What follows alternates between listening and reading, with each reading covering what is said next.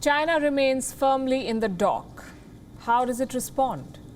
By relying on the old saying, offense is the best form of defense. That is China's strategy, clearly. It is offensive in diplomacy, in business, on borders, and on the high seas. The more serious the charges, the more offensive China becomes. Here is what it is trying to do right now. Pin the blame on the US. In fact, China has been at it for a while now, pushing a conspiracy theory that the virus originated in America, not in Wuhan. It's a disinformation campaign aimed at shifting the blame and the narrative. This campaign was crafted by this man, Zhao Lijian, the spokesperson of Chinese Foreign Ministry. On the 12th of March 2020, Zhao posted this. It may be the US Army who brought the epidemic to Wuhan, he said.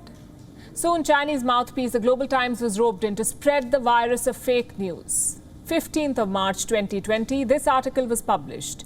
US urged to explain military lab shutdown. 23rd of April 2020, another headline, scientists unable to judge if US lab is virus source due to lack of government response. 26th of April, the same year, was the US military victim or spreader of the virus? 14th of May 2020, China, Russia can initiate probe of US biolabs. Do you see where this is going?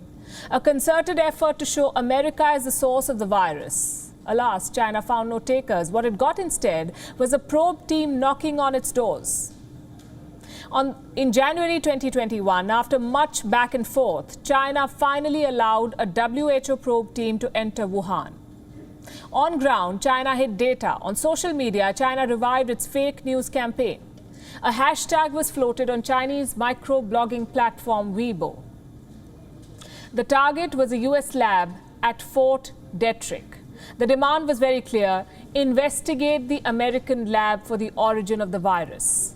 In January, Hua Chunying, a spokesperson for the Chinese Foreign Ministry, said, and I'm quoting again, I'd like to stress that if the United States truly respects facts, it should open the biological lab at Fort Detrick, give more transparency to issues like its 200-plus overseas biolabs, invite WHO experts to conduct origin tracing in the United States, and respond to the concerns from the international community with real actions. Goes without saying that the international concern she was referring to is a figment of her imagination. China is finger-pointing without any evidence. Most experts agree that the virus originated in Wuhan in China. My question is, why did the World Health Organization not pull up China for spreading misinformation in times of a crisis? Why was it silent?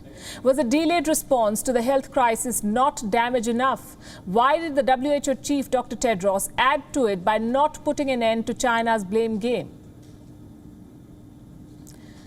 Here is what it has come down to now. 1 year into the pandemic, the world is still looking for the source of the Wuhan virus. And after having interfered with the probe, China is unapologetically still pointing fingers at others. Let me once again read out what Hua Chunying, the same foreign ministry spokesperson, recently said. There is still a big question mark over the lab at Fort Detrick. We have also given media access to foreign journalists.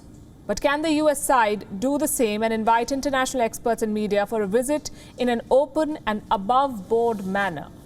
This is coming from China. Well, here's the bitter truth. China will never give the world access to the source of the virus. And the blame for this lies equally with the WHO. It failed to put China in the same sentence as the Wuhan virus. And this failure has not only strengthened China further, it has made it more offensive.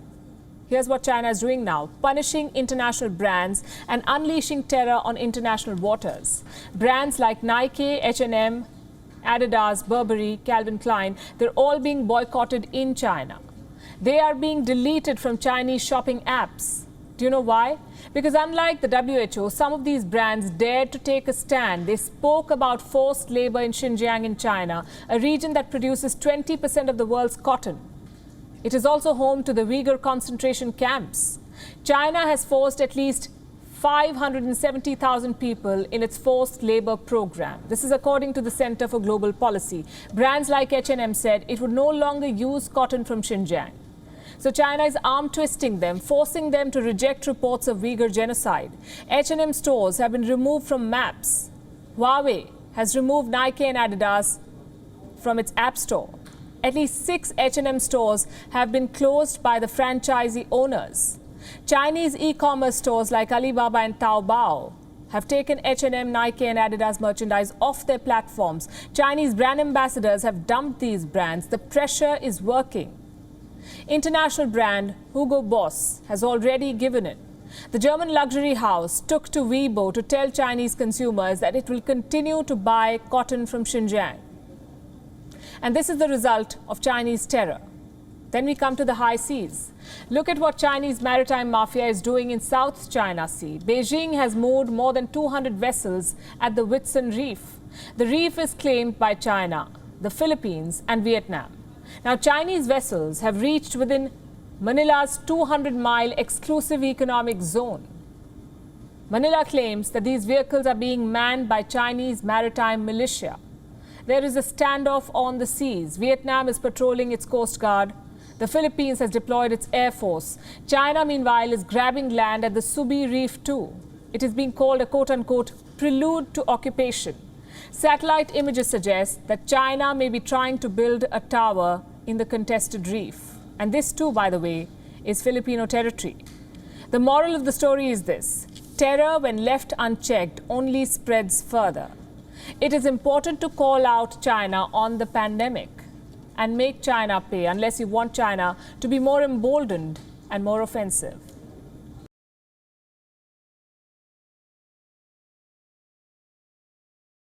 WION is now available in your country. Download the app now and get all the news on the move.